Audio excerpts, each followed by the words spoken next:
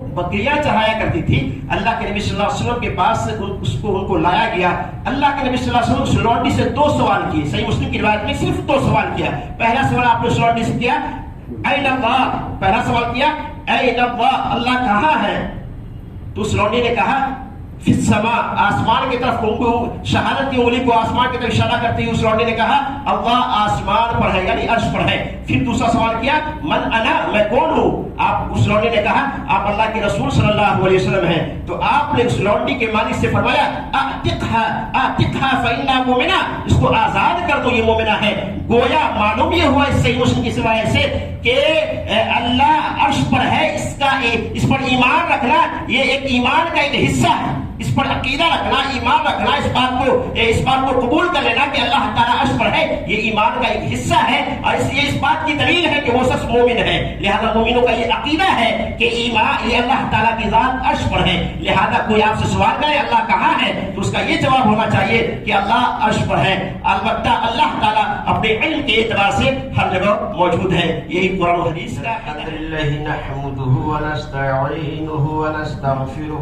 ونعوذ بالله من شرور أنفسنا ومن سيئات أعمالنا من يهده الله فلا مضل له ومن يضلل فلا هادي له وأشهد أن لا إله إلا الله وحده لا شريك له وأشهد أن محمدا عبده ورسوله.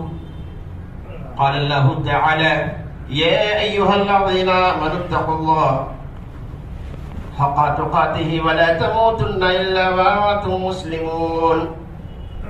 يا أيها الناس اتقوا ربكم الذي خلقكم من نفس واحدة وخلق منها زوجها وبث منهما رجالا كثيرا ونساء واتقوا الله الذي تساءلون به والأرحام إن الله كان عليكم رقيبا. يا أيها الذين آمنوا اتقوا الله وقولوا قولا سديدا يصلح لكم أعمالكم ويغفر لكم ذنوبكم ومن يطع الله ورسوله فقد فاز فوزا عظيما. أما بعد فإن أصدق الحديث كتاب الله وأحسن الهدي هدي محمد صلى الله عليه وسلم وشر الأمور محدثاتها وكل محدثة بدعة وكل بدعة ضلالة وكل ضلالة في النار. الذي جعل مع الله إلها آخر فألقياه في العذاب الشديد. قال قرينه ربنا ما أطغيته ولكن كان في ضلال بعيد. قال لا تختصموا لدي وقد قدمت إليكم بالبعيد. ما يبدل القول لدي وما أنا بظلام للعبيد. قال الله تعالى بسم الله الرحمن الرحيم الله الذي خلق السماوات والأرض وما بينهما في 6 أيام ثم استوى على العرش ما لكم من دونه من ولي ولا شفيع أفلا تتذكرون. گرامی قدر معزز حاضرین جمعہ، اسلامی بھائیوں، نوجوان ساتھیوں، آج کے خطبہ جمعہ میں جس عنوان پر گفتگو ہوگی، بیان ہوگا، وہ عنوان ہے اللہ کہاں ہے. عنوان سننے کے بعد آپ میں کا بعض بھائی سمجھتے ہوں گے کہ بھلا یہ بھی کوئی عنوان ہے، اللہ کہاں ہے؟ نہیں محترم، یہ ایسا عنوان ہے جس کا تعلق ایمان سے ہے، عقیدہ سے. یہ ایسا عنوان ہے کہ اللہ کے حبیب صلی اللہ علیہ وسلم نے جب ایک خاتون سے پوچھا، ایک لڑکی سے پوچھا اے اللہ، اللہ کہاں ہے، تو اس خاتون نے جب اس کا صحیح جواب دیا تو اللہ کے حبیب صلی اللہ علیہ وسلم اتنے خوش ہوئے کہ آپ نے اس لونڈی کے مالک سے کہا اعتقها فإنها مومنہ اعتقها فإنها مومنہ، اس کو آزاد کر دو یہ مومنہ ہے۔ تو یہ اتنا اہم سوال ہے، تو اس کا اللہ کہاں ہے، اس کا جواب احادیث میں واضح طریقہ سے موجود ہے کہ اللہ کہاں ہے، لیکن امت نے اس مسئلے کو اختلافی بنا دیا ہے، یا امت میں یہ مسئلہ اختلافی بن گیا ہے۔ حالانکہ یہ مسئلہ سلف صالحین کے یہاں، تابعین کے یہاں، تبع تابعین کے یہاں اختلافی نہیں تھا۔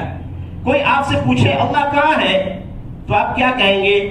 کوئی کہتے ہیں اللہ ہر چیز میں ہے، کوئی کہتا ہے اللہ ہر جگہ ہے، کوئی کہتے ہیں ہر انسان کا دل اللہ کا عرش ہے۔ اور قوال جانتے ہیں نا، جو باباؤں کے درگاہوں پہ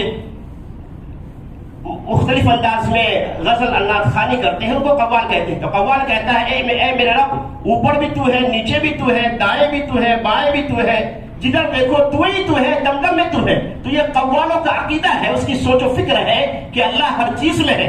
لیکن اسلامی عقیدہ کیا ہے، شریعت اس کے تعلق سے کیا کہتی ہے، انشاءاللہ آج کے بیان میں آپ کو بتایا جائے گا۔ تو جس طرح سے سورج اور چاند ایک ہے، سورج اور چاند ایک ہے، اور وہی ایک سورج اور چاند، جو سورج ہم یہاں دیکھ رہے ہیں وہی یو پی میں بھی ہے، بہار میں بھی ہے، ہندوستان میں بھی ہے، پاکستان میں بھی ہے، یعنی دنیا کے ہر گوشے، ہر خطہ میں یہی سورج ہے، یہی چاند ہے جو ہمیں نظر آتی ہے۔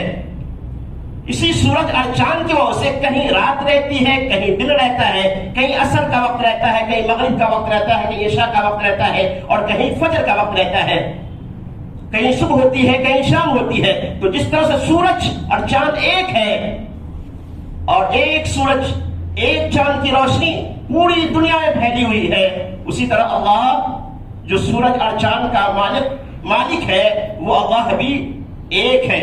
جیسا کہ اللہ تعالیٰ نے سورہ اخلاص میں فرمایا قل هو اللہ احد، یہ ایسی سورہ ہے کہ اس سورہ کے تعلق سے حدیث میں آتا ہے کہ جس نے سورہ اخلاص کی تلاوت دن میں ایک دن میں 10 مرتبہ کی تو اللہ تعالی جنت میں اس کے لیے گھر بنائے گا۔ یہ اتنا بڑا مقام ہے اس سورہ کا۔ اس سورہ کی تلاوت کرنا تہائی قرآن کے برابر ہے، یعنی سورہ قل هو اللہ احد اللہ الصمد لم یلد ولم یولد ولم یکن له کفوا احد، یہ جس نے اس سورہ کو پڑھا تو گویا اسے 10 پارہ قرآن کی تلاوت کے برابر اجر و ثواب ملے گا۔ تو اس سورہ میں اللہ کی توحید کا بیان ہے، اللہ کے اسماء و صفات کا ذکر ہے، اسی لیے اس سورہ کا یہ مقام اور مرتبہ اللہ کے حبیب صلی اللہ علیہ وسلم نے بیان کی ہے۔ تو اس سورہ میں کہا جا رہا ہے قل هو اللہ احد، آپ کہہ دیجئے اللہ ایک ہے، اللہ الصمد، اللہ بے نیاز ہے، سب اس کے در کے بھکاری ہیں، سب اس کے محتاج ہیں، وہ کسی کا محتاج نہیں۔ لم یلد ولم یولد، نہ تو وہ کسی سے نکلا ہے نہ اس سے کوئی چیز نکلی ہے، یعنی نہ وہ کسی سے پیدا ہوا ہے نہ اس سے کوئی چیز پیدا ہوئی ہے۔ وَلَمْ يَكُنْ لَهُ كُفُوًا أَحَدٌ، اور نہ کوئی اس کا ہمسر اس کے برابر ہے۔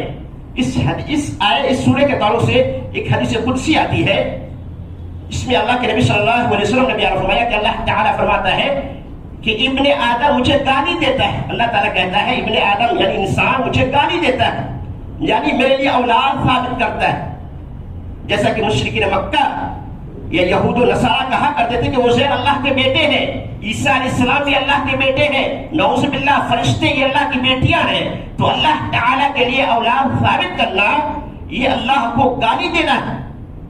تو اللہ تعالیٰ فرماتا ہے ابن آدم مجھے گالی دیتا ہے، یعنی میرے لیے اولاد ثابت کرتا ہے، حالانکہ میں ایک ہی ہوں، میں بے نیاز ہوں، نہ تو میں نے کسی کو پیدا کیا ہے نہ میں کسی سے پیدا ہوا ہوں، اور نہ میرا کوئی ہمسر ہے۔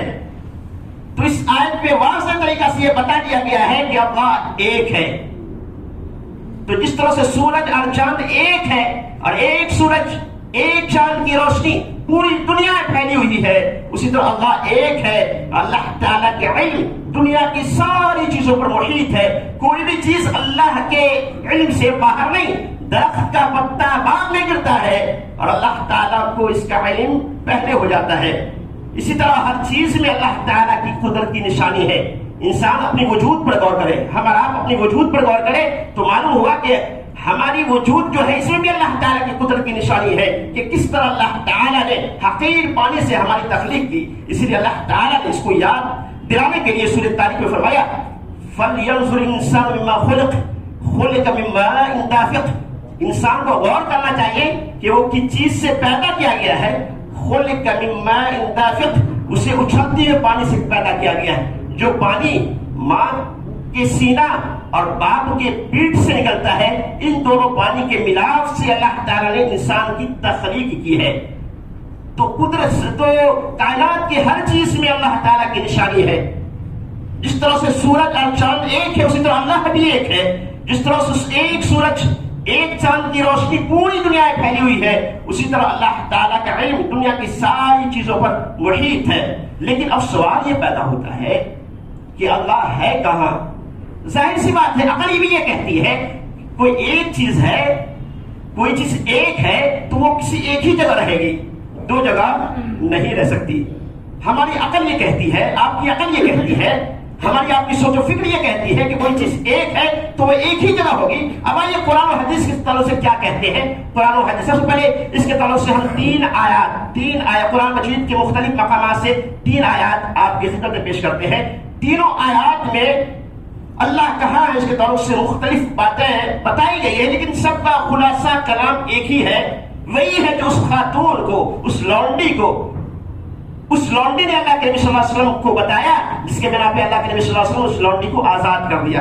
سب کا خلاصہ وہی ہے. لہذا ضرورت اس بات کی ہے کہ ہم قرآن کو اس طرح سمجھیں جس طرح سے نبی صلی اللہ علیہ وسلم نے صحابہ کرام کو سمجھایا, کیونکہ اسی آیت سے بعض لوگ استدلال کرتے ہیں کہ اللہ تعالی ہر چیز میں ہے یا ہر جگہ ہے. تو ہمیں چاہیے کہ قرآن و حدیث کو اس طرح سمجھے جس طرح سے نبی صلی اللہ علیہ وسلم نے صحابہ کرام کو سمجھایا, صحابہ کرام نے تابعین کو سمجھایا, تابعین نے تبع تابعین کو سمجھایا, تبع تابعین نے محدثین اعظام کو سمجھایا, اور وہ ان کے ذریعے سے ہم لوگ سمجھتے ہیں. قرآن و حدیث یا دین ہرگز اپنی سمجھ سے سمجھنے کی کوشش نہ کرے نہ, ورنہ دین چوچو کا مربع بن جائے گا. یہی وجہ ہے, آپ نے دیکھا ہے, آپ سنتے ہوں گے کہ قرآن کی آیات سے, اللہ اکبر, قرآن کی آیات سے استدلال کرتے ہیں کہ عید میلاد النبی بنانا یہ نبی صلی اللہ علیہ وسلم کی سنت ہے, یہ باعث خیر ہے, اللہ نے اس کا حکم دیا ہے. سورہ یونس کی آیت نمبر 58 گزشتہ خطبہ جمعہ میں آپ سن چکے ہیں. ان سے کوئی پوچھتا نہیں اور لوگ واہ واہ نعرہ تکبیر کے آواز بلند کرتے ہیں, لیکن کوئی بندہ کھڑا ہو کر پوچھتا نہیں حضرت یہ آیت جس سے آپ استدلال کرتے ہیں کہ عید میلاد النبی بنانے کا حکم اللہ نے دیا ہے, یہ آیت آپ پر نازل ہوئی یا آمنہ کے لال پر نازل ہوئی؟ اس آیت کا مفہوم جو آپ سمجھتے ہیں وہ صاحب قرآن نے نہیں سمجھا, اور آپ کو اللہ کی نبی صلی اللہ علیہ وسلم کی ولادت پر خوشی منانے کا یہ طریقہ کس نے بتایا اور کس نے بتلایا؟ اس نے کر کے کیوں نہیں دکھلایا؟ تو اس طرح کے سوالات کوئی کرتے نہیں, بلکہ بالکل اللہ کے نبی صلی اللہ علیہ وسلم کی محبت میں لوگ اس طرح اندھے ہو چکے ہیں کہ جو کہتے ہیں ان کی بات تسلیم کرتے چلے جاتے ہیں, حق بات کسی کی زبان سے نکلتی نہیں, اور نکلتی بھی ہے تو اللہ خیر کرے, ایسے لوگوں کو قید و بند کی سزا دی جاتی ہے, اور بیچارے کو ذلیل رسوا کرتے ہیں. اور اس کیفیت کو دیکھ کر جو حق کہنے والے ہیں وہ بھی حق کہنے سے شرماتے ہیں. جیسا کہ اس سے پہلے آپ نے اخبار میں پڑھا ہوگا کہ محرم کے موقع سے جب ایک بریلوی آدمی نے حق بات کہی تو انہیں پولیس کے سپرد کر دیا گیا. تو خیر بدنامی بات یہ ہے, جو بات بدنامی مقصود ہے وہ یہ کہ قرآن و حدیث کو اللہ کی پناہ کبھی بھی آپ اپنی سمجھ سے سمجھنے کی ہر کوشش نہ کریں, ورنہ شیعہ بھی نعوذ باللہ صحابہ کرام کو برا بھلا کہنے کے لیے قرآن سے دلیل دیتے ہیں. قرآن سے دلیل دیتے ہیں صحابہ کرام, شیعہ صحابہ کرام کو برا بھلا کہنے کے لیے. اس لیے ہمیں چاہیے کہ ہم قرآن کو اس طرح سمجھیں جس طرح سے صحابہ کرام کو نبی صلی اللہ علیہ وسلم نے سمجھایا, مفسرین نے ہمیں سمجھایا, اس طرح ہمیں چاہیے کہ ہم قرآن مجید کو سمجھیں, اپنی سمجھ سے قرآن کی آیت کی تشریح اور وضاحت بیان نہ کریں. تو آئیے قرآن مجید کی 3 آیات اس سلسلے میں آپ کے پیش کر دینا ہے جس سے میں اس بات کی بالکل وضاحت ہو جائے گی کہ اللہ کہاں ہے. پہلی آیت ہے سورہ قاف کی. اللہ تعالیٰ بیان فرماتا ہے وَلَقَدْ خَلَقْنَا الْإِنسَانَ وَنَعْلَمُ مَا تُوَسْوِسُ بِهِ نَفْسُهُ وَنَحْنُ أَقْرَبُ إِلَيْهِ مِنْ حَبْلِ الْوَرِيدِ. اس آیت میں یہ سورہ قاف کی آیت ہے. اس آیت کریمہ میں اللہ تعالیٰ نے 3 باتیں بیان فرمائی ہے. پہلی بات یہ کہ وَلَقَدْ خَلَقْنَا الْإِنسَانَ، تحقیق کہ ہم نے انسانوں کو پیدا کیا ہے. کیسے پیدا کیا ہے؟ اچھلتے ہوئے پانی سے. کہیں کہا اللہ تعالیٰ نے مرد عورت کے میراث سے. تو خیر اللہ نے انسانوں کی تخلیق کی. اس کے بعد اللہ نے فرمایا وَلَقَدْ خَلَقْنَا الْإِنسَانَ وَنَعْلَمُ مَا تُوَسْوِسُ بِهِ نَفْسُهُ، اور اللہ تعالیٰ انسان کے دل میں جو خیالات اٹھتے ہیں اس کو بھی جانتا ہے. جیسے ہم یہاں ابھی خطبہ دے رہے ہیں، ہم نے دل میں ارادہ کیا، یہ ارادہ کیا کہ ابھی نماز ختم ہوگی، کھانا کھائیں گے، قیلولہ کریں گے، پھر اس کے بعد اپنے کام پہ لگ جائیں گے. تو یہ ارادہ جو میں نے کیا ہے یا آپ جو کرتے ہیں یہ آپ جانتے ہیں. آپ کے آس پاس جو بیٹھے ہوئے ہیں وہ بھی نہیں جانتے. آپ نے ارادہ کیا، زبان سے اس کا اظہار نہیں کیا، لیکن آپ کے دل میں جو خیالات پیدا ہوئے، جو آپ نے ارادہ کیا، اللہ اکبر، اللہ ہمارے دل میں پیدا ہونے والے خیالات کو بھی جانتا ہے. وَنَحْنُ أَقْرَبُ إِلَيْهِ مِنْ حَبْلِ الْوَرِيدِ. اور پھر اللہ فرماتا ہے کہ ہم انسان کی شہ رگ سے بھی زیادہ قریب ہے. شہ رگ کہتے ہیں اس کو، حلق کے کنارے جو حصہ رگ ہے اس کو شہ رگ کہا جاتا ہے. ایک رگ ہے جو کندھے تک ہے، اس کو شہ رگ کہا جاتا ہے، جسے کٹنے سے موت واقع ہو جاتی ہے. تو اللہ فرماتا ہے ہم شہ رگ سے بھی زیادہ قریب ہے. لیکن اس قرب سے مراد، میں نے گزشتہ خطبہ جمعہ میں بتایا، اس دور کی جو سب سے بہترین تفسیر ہے وہ تفسیر احسن بیان ہے. اس تفسیر میں اور صاحب ابن کثیر نے بھی لکھا ہے کہ اس قرب سے مراد قرب علمی ہے، یعنی اللہ تعالیٰ علم کے اعتبار سے ہر انسان کے ساتھ ہے. ورنہ اپنی ذات کے اعتبار سے اللہ تعالیٰ ہر انسان کے ساتھ نہیں ہے، کیونکہ اللہ تو ایک ہی ہے، تو وہ ہر ایک کے ساتھ اپنی ذات کے اعتبار سے کیسے رہ سکتے ہیں؟ آئیے دوسری آیت سنتے ہیں. سورہ حدید کی آیت نمبر 4 میں اللہ تعالیٰ بیان فرماتا ہے وَهُوَ مَعَكُمْ أَيْنَمَا كُنْتُمْ وَاللَّهُ بِمَا تَعْمَلُونَ بَصِيرٌ. سورہ حدید کی 4 آیت ہے. اس آیت میں اللہ نے فرمایا وَهُوَ مَعَكُمْ أَيْنَمَا كُنْتُمْ، تم جہاں کہیں ہو اللہ تمہارے ساتھ ہے. یعنی سفر میں ہو یا حزم میں، گھر میں ہو یا بازار میں، رزم ہو یا بزم میں، خشکی میں ہو یا تری میں، جہاں کہیں بھی ہو اللہ تعالی انسانوں کے ساتھ ہے. وَاللَّهُ بِمَا تَعْمَلُونَ بَصِيرٌ، اور اللہ تعالی جو تم کرتے ہو اس کو دیکھ رہا ہے، چاہے ہم آپ رات کی تاریکی میں کریں یا خلوت میں کریں یا جلوت میں کریں. میں نے کل درس میں بتایا تھا کہ کچھ لوگ ایسے ہیں جو الحمدللہ جو نمازوں کے اہتمام کرتے ہیں، جو اچھے لوگ ہیں، ان میں سے کچھ لوگ ایسے ہیں جو تنہائی میں برائیاں کرتے ہیں، گناہ کرتے ہیں. اور تنہائی میں انسان سب سے زیادہ جس وجہ سے گناہ کا ارتکاب کرتا ہے وہ ہے موبائل. موبائل کی وجہ سے انسان یہ اچھی چیز بھی ہے، بری چیز بھی ہے، لیکن اکثریت ایسے لوگوں کی ہے جو اس کا غلط استعمال کرتے ہیں، خاص کے خلوت میں. تو جس طرح سے ہم لوگوں کے سامنے موبائل کا غلط استعمال کرنے سے بچتے ہیں، اسی طرح ہمیں چاہیے کہ ہم تنہائی میں جب اکیلے ہوتے ہیں، بند کمرے میں ہوتے ہیں، تو اس وقت بھی ہم موبائل کا غلط استعمال کرنے سے بچیں. کیونکہ واللہ بما تعملون بصیر، جس طرح سے ہم CCTV کیمرہ میں دیکھتے رہتے ہیں کون آیا، کون گیا، کب کون کام ہوا، کس نے کیا کیا، یہ ساری چیزیں دیکھتے رہتے ہیں، اسی طرح اللہ تعالیٰ ہماری ہر حرکات و سکنات کو دیکھتا ہے. کوئی بھی چیز اللہ سے مخفی نہیں. تو جس طرح سے ہم لوگوں کے سامنے برائی کرنے سے ڈرتے ہیں کہ ہماری اس برائی کا علم لوگوں کو نہ ہو جائے جس کی وجہ سے ہماری جگہ رسائی ہو، اسی طرح ہمیں چاہیے کہ ہم خلوت میں، تنہائی میں بھی اسی طرح برائی کا ارتکاب کرتے ہوئے اللہ کو حاضر ناظر سمجھ کر بچتے رہیں. تو انشاءاللہ ہم بہت ساری برائیوں سے بچ جائیں گے، یہ سوچ کہ اللہ تعالیٰ ہمیں دیکھ رہا ہے. تو اللہ نے فرمایا وَهُوَ مَعَكُمْ أَيْنَمَا كُنْتُمْ، جہاں کہیں تم ہو اللہ تمہارے ساتھ ہے. وَاللَّهُ بِمَا تَعْمَلُونَ بَصِيرٌ، اور جو تم کرتے ہو اللہ تعالیٰ اس کو دیکھ رہا ہے. امام حنیفہ کا مسلک کیا تھا، ان کا عقیدہ کیا تھا، وہ سماعت فرماتے ہیں. امام ابو حنیفہ رحمۃ اللہ علیہ، جن کا اصل نام نعمان بن ثابت ہے، ان سے کسی نے پوچھا کہ امام صاحب اس آیت میں کہا جا رہا ہے کہ جہاں کہیں تم ہو اللہ تمہارے ساتھ ہے، تو کیا اللہ اپنی ذات کے اعتبار سے ہمارے ساتھ ہے؟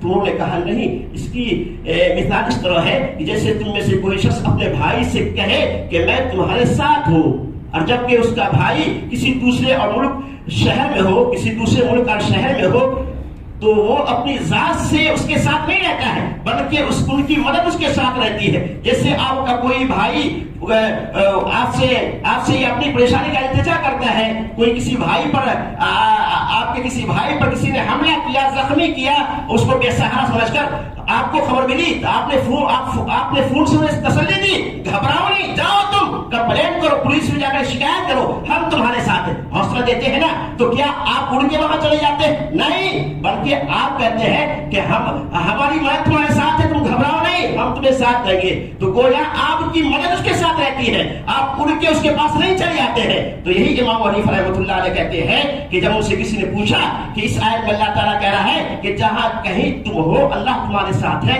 تو کیا اللہ تعالیٰ اپنی ذات کے اعتبار سے ہمارے ساتھ ہے؟ تو امام حنیفہ رحمۃ اللہ علیہ نے یہی مثال دیا کہ جب تم میں سے کوئی صرف اپنے بھائی سے کہتا ہے کہ میں تمہارے ساتھ ہوں، اور جب کہ اس کا بھائی کسی دوسرے ملک اور شہر میں ہو، تو اس کی ذات اس کے ساتھ نہیں رہتی ہے بلکہ اس کی مدد اس کے ساتھ رہتی ہے۔ تو اسی طرح اللہ تعالیٰ نے یہاں کہا ہے کہ جہاں کہیں تم ہو اللہ تمہارے ساتھ ہے، تو گویا اللہ کی ذات ہمارے ساتھ نہیں، اللہ تو ایک ہی ہے، اللہ کی مدد ہمارے ساتھ ہے۔ اس آیت کا یہ مفہوم اور مطلب ہوا۔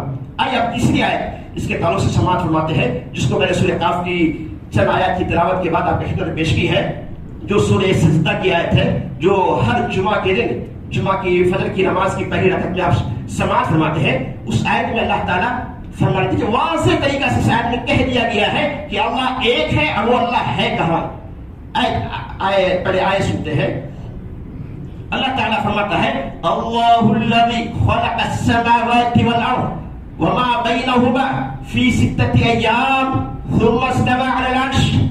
اللہ وہ ہے جس نے زمین کو اور آسمان کو فی ستۃ ایام 6 دنوں میں پیدا کیا۔ زمین آسمان کتنے ہیں؟ ایک آسمان نہیں بلکہ کتنے آسمان ہیں؟ آئیے اس کو قرآن سے بھی سماعت فرماتے ہیں۔ سورہ ملک میں اللہ نے فرمایا الذی خلق سبع سماوات طباقا، اللہ تعالیٰ نے اوپر تلے 7 آسمان بنائے ہیں۔ یہ آسمان ہم دیکھ رہے ہیں نا، یہ اس کو سمائے دنیا کہا جاتا ہے۔ اس کے اوپر پھر ایک آسمان ہے، اس کے اوپر پھر تیسرا آسمان ہے، اس کے اوپر پھر چوتھا آسمان ہے، اسی طرح 7 آسمان ہے، اور 7ویں آسمان کے اوپر اللہ کا عرش ہے۔ تو اللہ نے 7 آسمان بنائے۔ اور زمین کتنی ہے؟ زمین بھی آسمان کی طرح 7 ہے۔ دلیل سورہ طارق کی آخری، سورہ طلاق کی آخری آیت ہے۔ اللہ تعالیٰ فرماتا ہے اللہ الذی خلق سبع سماوات ومن الارض، اللہ الذی خلق سبع سماوات ومن الارض مثلہن، اللہ الذی خلق سبع سماوات ومن الارض مثلہن، یعنی اللہ وہ ذات ہے جس نے 7 آسمان بنایا اور اسی کے مثل 7 زمینیں بھی۔ سورہ طلاق کی یہ آیت بتاتی ہے جس طرح سے 7 آسمان اللہ نے بنائے ہیں اسی طرح 7 زمین بھی اللہ نے بنایا ہے۔ ہاں یہ زمین ہے نا جس میں ہم رہتے ہیں، اس کے نیچے بھی زمین ہے، اس کے نیچے بھی زمین ہے، اس کے نیچے بھی زمین ہے، اس طرح تہ بتاؤ 7 زمینیں ہیں۔ اور مفسرین نے لکھا ہے 7 زمین پر اللہ کی مخلوق آباد ہے، 7 زمین پر اللہ کی مخلوق آباد ہے۔ اور یہ تو قرآن سے دلیل ہوا 7 زمین کی، آیت حدیث سے بھی دلیل سماعت فرماتے ہیں۔ صحیح بخاری میں اللہ کے نبی صلی اللہ علیہ وسلم بیان فرماتے ہیں جس نے کسی کی ایک بالش زمین غصب کر لی تو اللہ تعالیٰ 7 زمین اسے دھسا دے گا۔ بعض روایت میں ہے 7 اس زمین کا اتنا حصہ 7 زمین کا توق بنا کر اس کے گلے میں ڈال دے گا۔ تو صحیح بخاری کی آیت اور سورہ طلاق کی یہ آخری آیت بتاتی ہے اس طرح 7 آسمان ہیں اسی طرح 7 زمین بھی ہے۔ تو اللہ نے فرمایا اللہ الذی خلق السماوات والارض وما بینہما، اللہ وہ ذات ہے جس نے زمین کو 7 آسمان کو، اور یہی نہیں وما بینہما، اور جو کچھ ان زمین و آسمانوں کے درمیان ہے سب کو فی ستۃ ایام، صرف 6 دنوں میں۔ کتنے دن میں؟ فی ستۃ ایام، 6 دنوں میں پیدا فرمایا۔ اب اس سے کون سا دن مراد ہے؟ ہماری دنیا کا دن یا وہ دن جو اللہ کے یہاں کے دن کی گنتی ہے؟ ہماری دنیا کا دن کب سے شروع ہوتا ہے اور کب ختم ہوتا ہے کیا بتا سکتے ہیں؟ نہیں۔ اسی لیے یہ بگاڑ ہمارے اندر ہے کہ جب ہم اپنے بچے کا عقیقہ کرتے ہیں نا تو 7واں دن کو شمار کرنے میں غلطی کر جاتے ہیں۔ اس لیے ہمیں یہ معلوم رکھنا چاہیے کہ ہمارا جو دین ہے یا ہماری جو تاریخ ہے یہ دن کب سے شروع ہوتا ہے اور کب ختم ہوتا ہے، رات کب شروع ہوتی ہے اور رات کب ختم ہوتی ہے، ہمیں جاننا چاہیے. ہماری زندگی میں ہمیشہ سورج نکلتا ہے، سورج غروب ہوتا ہے، پھر اس کے بعد رات ہوتی ہے، تو شروع آغاز کب سے ہوتا ہے اس کا علم ہمیں ہونا چاہیے. تو جب جیسے ہی صبح صادق ہوتا ہے تو دن شروع ہو جاتا ہے. جب صبح صادق ہوتا ہے یعنی فجر کی اذان ہوتی ہے تو دن شروع ہو جاتا ہے. اور دن ختم کب ہوتا ہے؟ جیسے ہی سورج غروب ہوتا ہے دن ختم ہو جاتا ہے، رات شروع ہوتی ہے. اسلامی تاریخ بدل جاتی ہے. جیسے آج 13 ربیع الاول ہے، 13 ربیع الاول ہے نا، جیسے ہی جمعہ کا سورج غروب ہوگا تو 14 ربیع الاول ہو جائے گا. لہذا عقیقہ کرتے وقت اسلامی تاریخ کے اعتبار سے دنوں کو شمار کرنا چاہیے، انگریزی تاریخ کے اعتبار سے نہیں. جیسے آج انگریزی کی 29 تاریخ ہے، آج عشاء کے بعد کوئی بچہ پیدا ہوا تو عام طور پر لوگ 29 تاریخ کو پہلا دن شمار کرتے ہوئے 29 30 کا مہینہ ہے، 1 2 3 4 5 پانچواں دن یعنی جمعہ کے دن بچے کا عقیقہ کرتے ہیں. حالانکہ یہ غلط ہے، شرعی اعتبار سے یہ غلط ہے. پہلا دن 29 تاریخ نہیں ہوگا، بلکہ یہاں انگریزی نہیں بلکہ اسلامی تاریخ کے اعتبار سے دن شمار کرنا چاہیے. تو جیسے ہی سورج غروب ہوا تاریخ بدل جاتی ہے، تو یہ کہا جائے گا کہ 14 ربیع الاول کے دن اس بچے کی پیدائش ہوئی. لہذا جمعہ پہلا دن نہیں ہوگا بلکہ پہلا دن شنیچر ہوگا.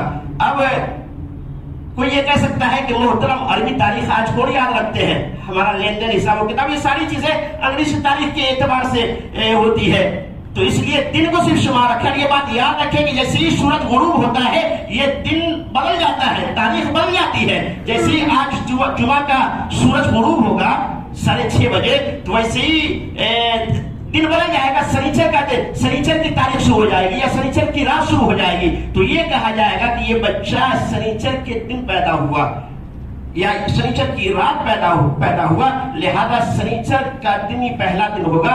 اس اعتبار سے جو بچہ آج جمعہ کے دن مغرب کے بعد یا عشاء کے بعد پیدا ہوا تو اس کا 7واں دن جمعرات نہیں ہوگا.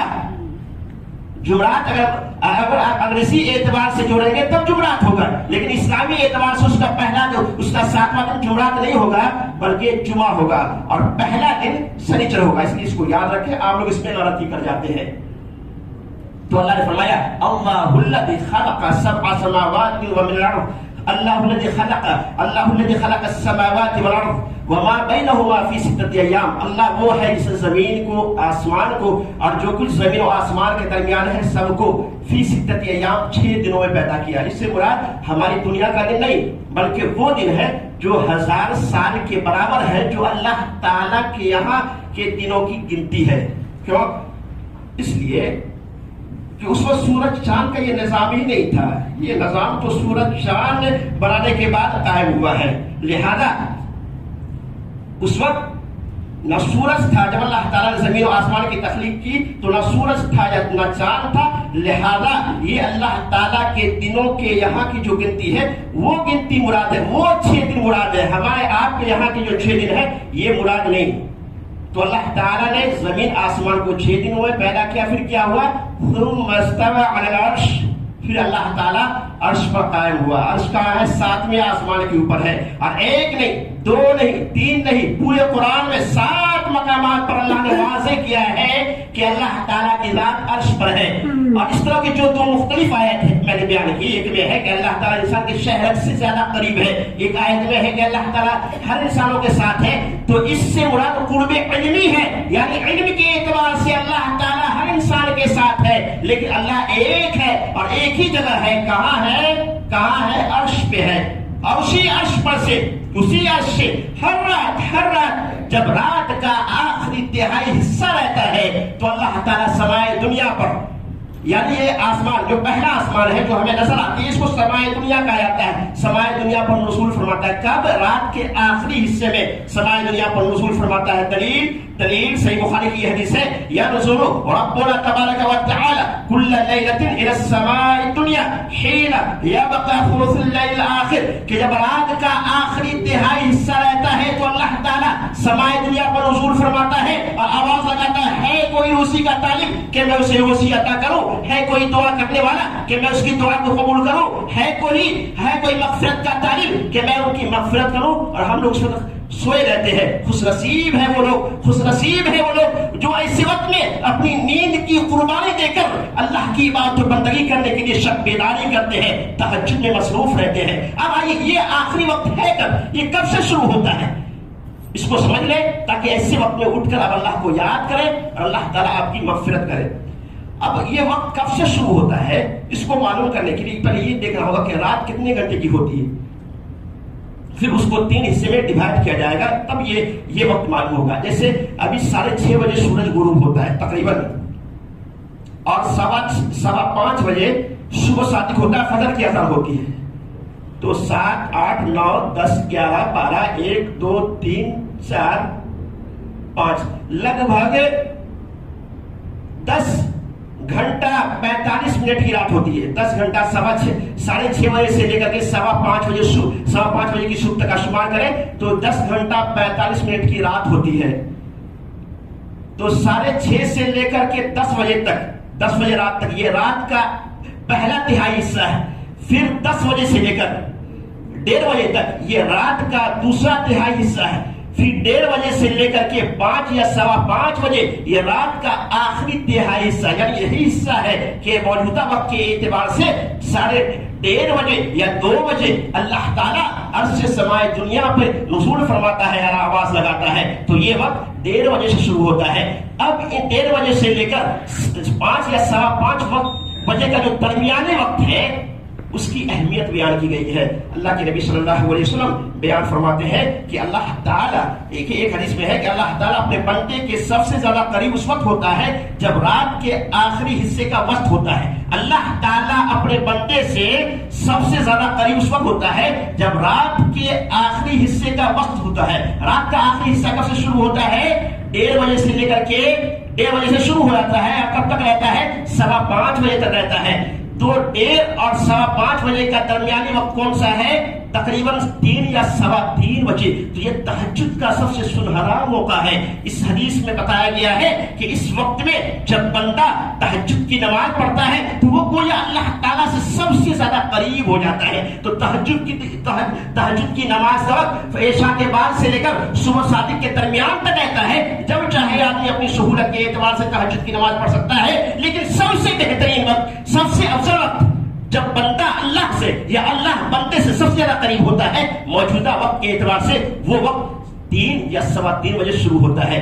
اور یہ اس وقت کا انتخاب اس لیے کیا گیا ہے کہ ایسے وقت میں بندہ اٹھے گا تو ان کی فجر کی نماز فوت نہیں ہوگی۔ تو اس حدیث سے ہی معلوم ہوا کہ اللہ تعالیٰ عرش پر ہے۔ تو آئیے، ایک لونڈی سے اللہ کے نبی صلی اللہ علیہ وسلم نے پوچھا، وہ لونڈی ہے معاویہ بن حکم کی لونڈی تھی۔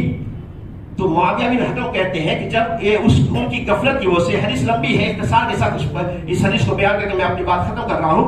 میری لونڈی نے جب بکری کو گم کر دیا، یا ان کی سستی و کاہلی کی بنا پہ میری ایک بکری کو بھیڑیا کھا گیا، تو میں نے اس کو ایک تماچا رسید کیا۔